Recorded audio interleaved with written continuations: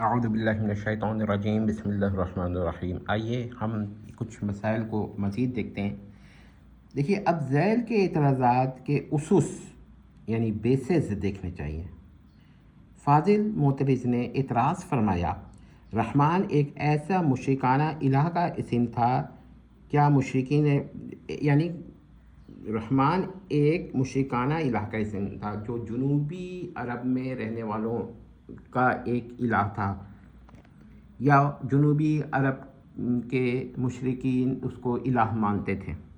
کیا مشرکین مکہ جنوبی عرب کے مشرکین کے اس الہ سے واقف تھے یا اس کا علم رکھتے تھے؟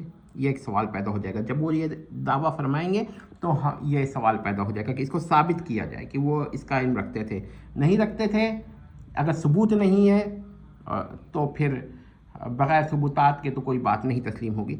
اس کا کوئی ثبوت یعنی پروف نہیں ہے۔ اگر ان کو اس کا علم ہوتا تو وہ یہ اعتراض فرماتے یا کرتے۔ یہ غیر اللہ معبود یا غیر اللہ الہ ہے، اس کو اللہ قرار دینا باطل ہے۔ یہ دیکھ لیجئے کہ جس کو باری تعالیٰ کو جن آلیہ کا مالک سمجھتے تھے یا جن آلیہ کو باری تعالیٰ کا مملوک سمجھتے تھے، اس کو باری تعالیٰ قرار دینا ان کے لیے ضرور قابل اعتراض ہوتا، کیونکہ وہ باری نہ تو کسی ایسے الہ کے قائل تھے، اور جو دعویٰ کرے گا تو ثبوت اس کے ذمے ہے کہ جو باری تعالیٰ کا مالک ہو، یا نہ کوئی ایسے الہ کے قائل تھے جو غیر مملوک ہو باری کا۔ جب یہ دونوں باتیں نہیں تھیں تو پھر یہ نہیں ہو سکتا کہ یہ دعویٰ تسلیم کر لیا جائے۔ کوئی ایویڈنس، کوئی ثبوت، کوئی شاہد دینا پڑے گا۔ اگر نہیں ہوگا تو تسلیم نہیں ہوگا، کوئی پروف دینا پڑے گا۔ اچھا، محترم کے بلا ثبوت دعویٰ کے جواب میں یہ قرینہ کم از کم پاسبل اور زیادہ سے زیادہ پروبیبل ہے جو ہم نے پیش کیا ہے، ابھی یہ آبجیکشن جو پیش کیا ہے، لہذا ان کا دعویٰ کم سے کم wrong, possible to be wrong, اور زیادہ سے زیادہ پروبیبل ٹو بی رانگ ہے۔ یہی وجہ ہے کہ ہم اکیڈمک ڈسکشن میں ایک دم نہیں کہتے کہ ان کا دعویٰ فالس ہے یا ٹرو ہے، پاسبل ٹو بی رانگ اور پروبیبل ٹو بی رانگ۔ تو اس سے کیا ہو گیا؟ پاسبل ٹو بی انکریکٹ اور پروبیبل ٹو بی انکریکٹ۔ تو اس کا کیا مطلب ہوگا؟ اس کا مطلب یہ ہوگا کہ ان کے دعویٰ ٹوٹ گیا، کیونکہ یہ پاسبلٹی اور پروبیبلٹی ہی ان دعوے کو ختم کر دیتی ہے جو کہ ان پروفڈ ہیں۔ ٹھیک ہے، اب دیکھیے زیادہ سے زیادہ اب یہ آتے ہیں کہ یہودیت اور مسیحیہ کے کیا کہتے ہیں، باقی رہ جاتے ہیں کہ ان پر ہم ڈسکشن کریں کہ بھائی ہو سکتا ہے کہ انہوں نے دیکھا ہو یہودیہ اور مسیحیہ کو۔ اب انہوں نے یہ کہا ہے کہ بھائی کیونکہ مسیحیہ تثلیث فی التوحید یعنی ٹرینٹی یا ٹرائی یونٹی کے قائل تھے، اور یہودی ان کے بارے میں اسلام کا دعویٰ ہے کہ انہوں نے کتب کو چینج کر دیا، تو یہ مشرکین مکہ کو قابل اعتراض لگا کہ ایک طرف تو آپ ان کے کتب کو کہہ رہے ہیں کہ ان کے عقائد کو کہہ رہے ہیں کہ یہ باطل ہیں، اور یا انہوں نے تحریف کر دی اور پھر ان کا اس میں الہ بھی لے رہے ہیں، یہ ان کا دعویٰ ہے۔ لیکن ہم کہتے ہیں کہ ایک پاسبلٹی یا ایک پرابلٹی اور بھی ہے، تو یہ کہا جائے گا لیکن ہر دو جو یہ مذاہب ہیں مونوتھیسٹک ریلیجنس ہیں، لہٰذا یہ اغلب یعنی پروبیبل ہے کہ انہوں نے اس اسم کو پولیتھیزم کے خلاف سمجھا ہو۔ باقی جو تثلیث فی التوحید یعنی ٹرینٹی یا ٹرائی یونٹی یا توحید فی التوحید یعنی یونٹی کی بحث ہے، تو اس کے لیے ذیل کا بیان کافی ہوگا۔ یہ ذیل کا بیان جو ہے بڑا اہم ہے، اگرچہ انگریزی میں ہے لیکن کوئی مسئلہ نہیں ہے، اس کو ترجمہ ہم سندھی میں بھی کر کے ڈال دیں گے، ڈسکرپشن میں ہو سکتا ہے کہ ڈال دیں، اس میں نہیں تو اگلی ویڈیو کے ڈسکرپشن میں ڈال دیں گے۔ ٹھیک ہے، یہ ذرا دیکھ لیجیے، جس کو پڑھنا ہو پڑھ لیں۔ دیکھیے، at worst it is possible historical inference, at best it is a probable historical inference, and at fair average it is plausible historical inference that the Meccan polytheists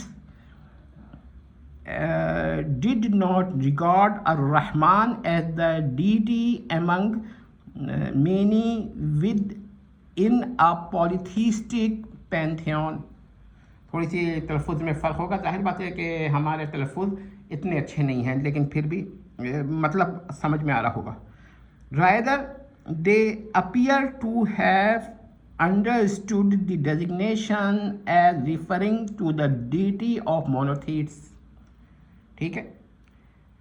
Their objection therefore was not that Ar-Rahman represents an other deity or a minor deity, a deity, a subordinate deity of the supreme deity, a almighty deity, but it denotes the exclusive deity proclaimed by the monotheistic religions. ذرا سمجھ لیجئے کہ یہ points ہیں.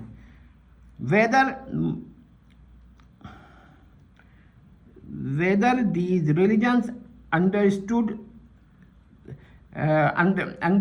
the deity in accordance with the doctrine of unity or trinity, taslis fi tawheed, or according to the doctrine of unity, which may be defined as the deity without hypostasis in his osiyah tawheed fi tawheed, and appears to have immaterial to the objection of the polytheists of Makkah.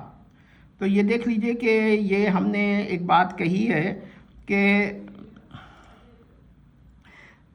whether these religions understanding of deity was in accordance with the doctrine of triunity or in according to the doctrine of unity.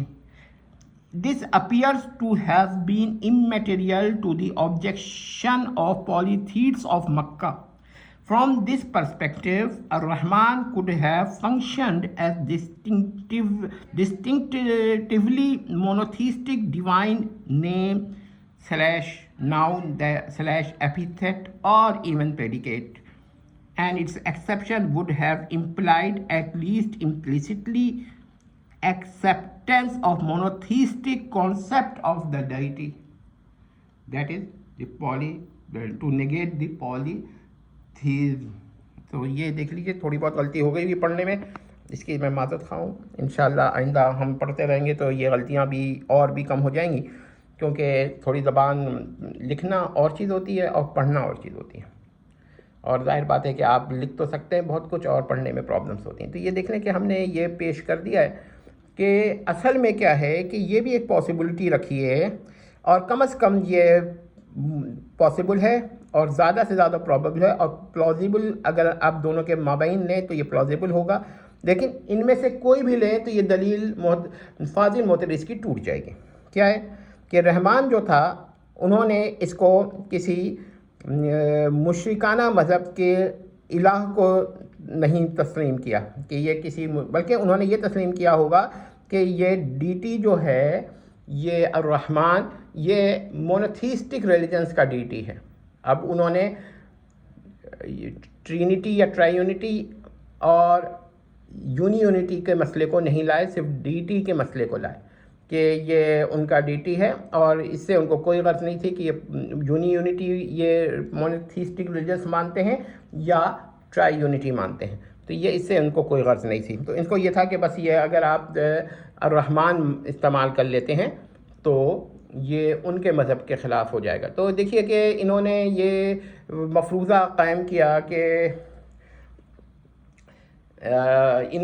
وہ اس لیے اعتراض کر رہے تھے کہ اسلام تو Trinity کو بھی ریجیکٹ کرتا ہے، بالکل کرتا ہے، اس میں کوئی ڈاؤٹ نہیں ہے، مگر سوال یہ پیدا ہوتا ہے کہ جو مشرکین مکہ تھے کیا وہ اسی وجہ سے جو انہوں نے وجہ بتائی ہے اسی وجہ سے لفظ الرحمن یا رحمان کو اس سے ان کا ذہن ابا کر رہا تھا، یا ایک کچھ پاسبلٹیز اور ہیں. ہوتا ہی ہے ان مباحث میں آپ مختلف پاسبلٹیز کو نہ مسترد کر کے ہی آرگومنٹ پیش کرتے ہیں. جب آپ اور زیادہ پاسبلٹیز دیکھتے ہیں تو بہت سارے آرگومنٹس بڑے ویک ہو جاتے ہیں، اور یہی بات ہم نے کہنے کی کوشش کی ہے. دیکھ لیجئے، یہ ہم نے اس کو باقاعدہ جو چیز بھی ہوتی ہے ہم اس کو لکھ کر ہی پیش کرتے ہیں اور پھر بحث کرتے ہیں.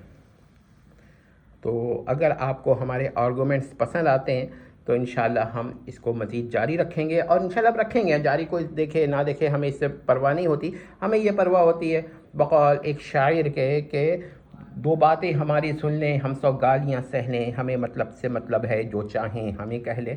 تو بہت ہی اہم بات ہے، اور یہ بہت ہی ضروری بات ہے کہ انسان کو سمجھ لینا چاہیے کہ دلائل کی دنیا میں صرف چند ایگزیمشنز کو بلا ثبوت پیش کرنا یہ دلیل نہیں بنتی، یہ آبجیکشن نہیں بنتا ہے۔ ہم آلٹرنیٹیو اگر پاسبلٹیز دے دیتے ہیں تو پھر یہ تو ان کا ایگزیمشن ٹوٹ جاتا ہے۔ نوٹ کر لیں اور غور فکر فرمائیں۔ میں پھر یہ کہتا ہوں کہ ہمارے دلائل جو ہم نے دیے ہیں یا اینٹیتھیسس دیا ہے اس پر یقین مت کریں، بلکہ ان کی بات بھی سامنے رکھیں، ہماری بات بھی سامنے رکھیں، اور کمپیئر کرتے رہیں۔ اور اگر آپ کو ہماری بات میں وزن محسوس ہوتا ہے تو تسلیم کر لیجئے، اگر آپ کو ہماری بات میں وزن محسوس نہیں ہوتا تو آپ کی مرضی ہے، نہ تسلیم کیجئے۔ امید کرتے ہیں کہ مسئلہ آپ کو سمجھ میں آ گیا ہوگا۔ ہمارا ہمیشہ طریقہ رہا ہے کہ مسئلے کو مسئلے سے ہی سمجھیں۔